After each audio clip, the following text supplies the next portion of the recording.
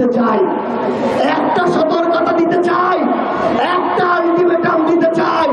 জাতীয় নির্বাচনের মতো সরকার থেকে শুরু করে প্রশাসন কেউ যদি বিন্দু মাত্র চেষ্টা করে স্থানীয় নির্বাচনে ইঞ্জিনিয়ারিং এর চেষ্টা করবে, এই বাংলাদেশে সেটা আর কোনোদিন সম্ভব না।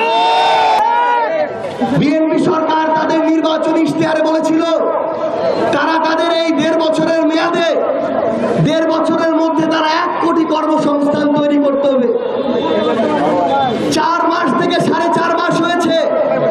আপনারা বলেন 1 কোটি তো দূরের কথা, আপনাদের উল্লাপাড়ার মানুষের নতুন করে 1000 সরকারি কর্মসংস্থান তৈরি হয়েছে? কর্মসংস্থান তৈরি হয়েছে? হয় নাই। যে মানুষগুলো অভাবে থাকতো সেই মানুষগুলোর অভাব আরো বৃদ্ধি পাচ্ছে।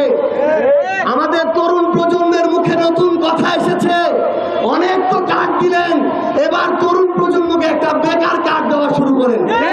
আমরা আমাদের প্রিয় মন্ত্রী, আমাদের বিদ্যুৎ মন্ত্রীকে বলতে চাই, 63 জেলা বাদ দিলাম, আপনার এই জন্মভূমি জেলার মানুষও সাক্ষী দিবে যে এই উল্লাপাড়া সিরাজগঞ্জেও লোডশেডিং হয়। তাহলে আমরা শুধু কথার ফুলঝুরি দেখতে চাই না, আমরা কথার সাথে কাজের মিল দেখতে চাই, আমরা কাজের বাস্তবায়ন দেখতে চাই।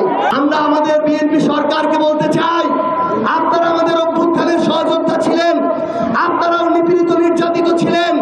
এই বাংলাদেশের তরুণ প্রজন্মের যৌক্তিক কোটা সংস্কার আন্দোলনের মধ্য দিয়ে আমাদের এই নতুন বাংলাদেশ, তাদের জন্য আপনাদের কর্মসংস্থানের ব্যবস্থা করতে হবে।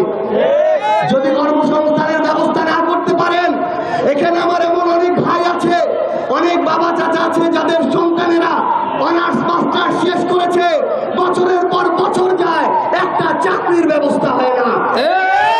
যেদিন এই তরুণ প্রজন্ম এই চাকরির অভাবে বিক্ষুব্ধ হবে, ওই দিন এই বাংলাদেশে কর্মসংস্থানের অভাবে বেকারদের দ্বারা আরেকটা অভ্যুত্থান হবে। আপনাদেরকে স্পষ্ট করে জানিয়ে যাই,